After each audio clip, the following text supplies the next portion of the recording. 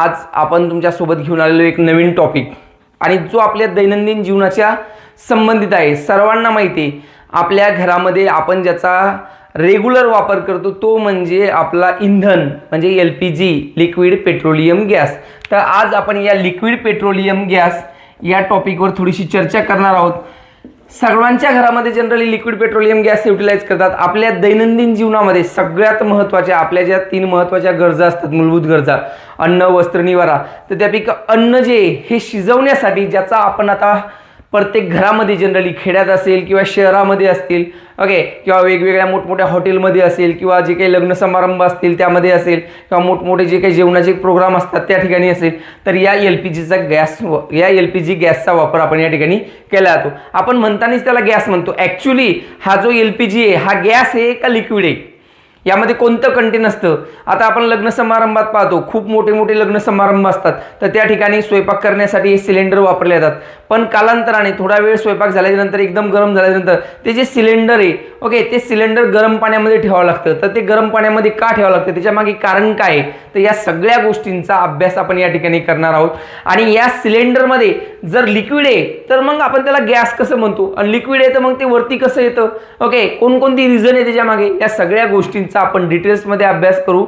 आणि या व्हिडिओमध्ये मी तुम्हाला सांगतो तर सर्वांनी शेवटपर्यंत हा व्हिडिओ नक्की पहा, तुम्हालाही कारण समजेल की आपण सर्वांसाठी हा व्हिडिओ आहे आजचा, फक्त विद्यार्थ्यांसाठीच नाही तर आपल्याला या व्हिडिओमध्ये जाणून घ्यायचं आहे की हा जो LPG आहे हा जर लिक्विड फॉर्ममध्ये तर याला आपण गॅस का म्हणतो। आणि सगळ्यात महत्त्वाची गोष्ट यामध्ये जो लिक्विड वापरला जातो त्या लिक्विडला वास नाही, तर आपल्या घरामध्ये जर एखाद्या वेळेस सिलेंडर चालू राहिलं तर मग तो वास येतो तरी कशाचा। 2 कंटेन असतात, एक असतं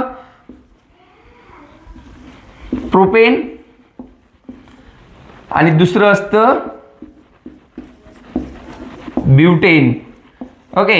हे प्रोपेन आणि ब्युटेन हे कोणत्या फॉर्म मध्ये येत रे, तर हे लिक्विड फॉर्म मध्ये आहेत। हे कोणत्या फॉर्म मध्ये आहेत, लिक्विड फॉर्म मध्ये। ऍक्च्युली असतात ते गॅसेस फॉर्म मध्ये, पण हाय कॉम्प्रेस हाय प्रेशर वापर करून ओके याला आपण कोणत्या फॉर्म मध्ये कन्वर्ट करतो, तर याला लिक्विड फॉर्म मध्ये कन्वर्ट करतो। हे जे प्रोपेन आणि ब्युटेन आहे यांना आपण त्या सिलेंडर मध्ये पास करतो आणि हाय प्रेशरनं याला कोणत्या फॉर्म मध्ये कन्वर्ट करतात, लिक्विड फॉर्म मध्ये कन्वर्ट करतात। आणि ज्यावेळेस आपण तो जो नॉब आहे सिलेंडरचा तो आपण जर ओपन केला तर त्यामध्ये काही हवा पास होते आणि ते एकदम वरती जातात। तर ते जे नॉब ओपन केला त्यावेळेस ती हवा आत जाते तर ती असते हीट ओके, हीट। आणि ती हीट काय करते, ते प्रेशर काय करतं, प्रेशरनं तो वरती यायला लागतो, ते प्रेशर ते जे काही लिक्विड आहे त्या लिक्विडला गॅस फॉर्म मध्ये कन्वर्ट करतं। जर याचा कंटिन्यू वापर केला म्हणजे तुम्हाला मी सांगितलं की ज्यावेळेस मोठमोठे जे समारंभ असतात त्यामध्ये हा जो सिलेंडर आहे हा सिलेंडर गरम पाण्यामध्ये का ठेवावा लागतो, कारण त्याचं कारण काय आहे, ज्यावेळेस हा सिलेंडर आपण वापरतो सिलेंडर वापरतो तर हा जो लिक्विड असतो या लिक्विडला गॅसमध्ये कन्वर्ट होण्यासाठी खूप अमाऊंट्समध्ये एनर्जीची गरज असते आणि ती एनर्जी त्या नॉबमधून भेटत नाही तेवढी। मग हा काय करतो, ही जी काही सिलेंडरची बाउंड्रीज असते म्हणजे हे जे काही लोखंडाचं सिलेंडर असतं तर या बाउंड्रीजमधून एनर्जी घेण्याचा प्रयत्न करतो तो आणि तो कन्वर्ट होतो कशामध्ये, गॅसमध्ये। पण जर त्याला लार्ज अमाऊंट्स ऑफ एनर्जी भेटली नाही तर हे जे काही कंटेनर आहेत किंवा या सराउंडिंग मधला जो काही पार्ट आहे या पार्ट मधली एनर्जी तो काय करतो रे, ऍब्सॉर्ब करतो। एनर्जी ऍब्सॉर्ब करत असताना हे जे सराउंडिंग आहे या पूर्ण सराउंडिंग मध्ये एनर्जी ऍब्सॉर्ब केल्यामुळे या ठिकाणची हीट कमी होते आणि यामध्ये जे काही मॉइश्चर असतं ते मॉइश्चर कम्प्लिटली काय होतं आहे ना, जे काही वॉटर मॉलिक्युल्स वगैरे असतील काही मॉइश्चर वगैरे असेल इन्व्हायरमेंट मधलं या ठिकाणी जमा होतं।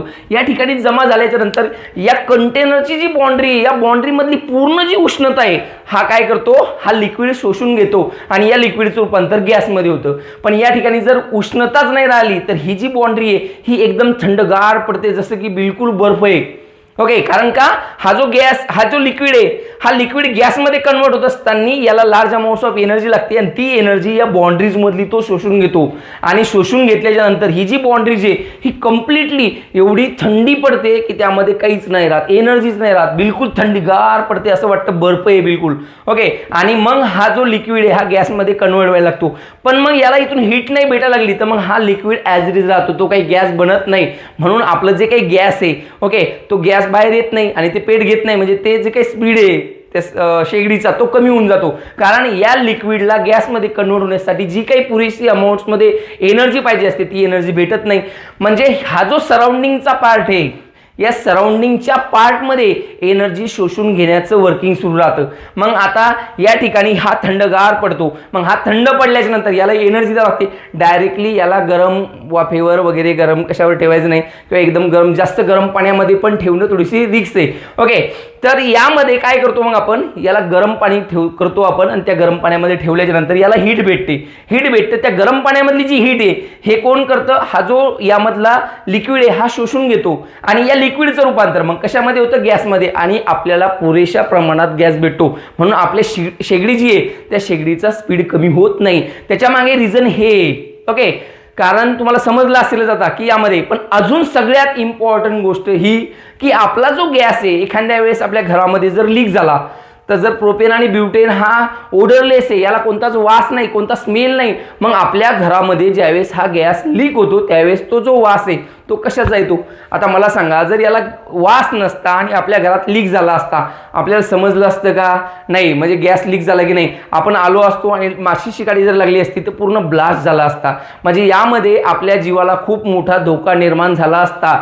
मग हा धोका कमी करण्यासाठी यामध्ये ओके हे जे काही लिक्विड आहे या लिक्विडमध्ये अजून एक कंपाऊंड ॲड केला गेला. कोणता, मिथिल मरकॅप्टन. ओके, मिथिल मरकॅप्टन हा जो कंपाऊंड हा यामध्ये ॲड केला आणि या कंपाऊंडचा जो वास आहे हा एकदम उग्र वास आहे, जो आपल्याला सध्या ज्यावेळेस आपला गॅस ओपन राहिला ओके किंवा गॅसची जर गळती झाली तर आपल्याला जो सुगंध येतो, जो स्मेल येतो ओके, तो कोणता आहे रे, मिथिल मरकॅप्टनचा स्मेल आहे. ओके, तो यामध्ये मिक्स केलेला असतो. मग त्याचा वास येतो आणि त्याचा वास आल्याच्या नंतर आपल्याला समजतं की या ठिकाणी गॅस लीक झालेला आहे. मित्रांनो, आपला सिलेंडर का थंड होतो याचं तुम्हाला कारण समजलं असेल.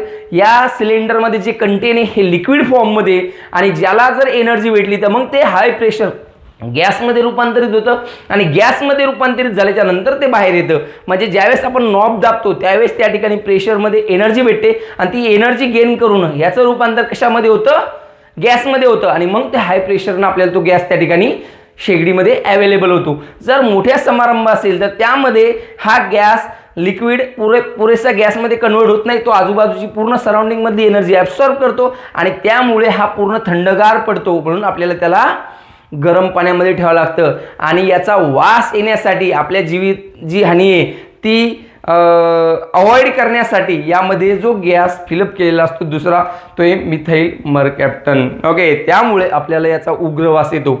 तर आपला हा जो व्हिडिओ आहे तुम्हाला जर आवडला असेल आणि तुम्हाला यामधून काही गोष्टीचा फायदा झाला असेल तर आपल्या मित्रांपर्यंत, आपल्या फॅमिलीपर्यंत, आपल्या नातेवाईकांपर्यंत नक्की शेअर करा आणि आपलं चॅनल सबस्क्राईब करा आणि आपल्या या व्हिडिओला लाईक करायला विसरू नका मित्रांनो.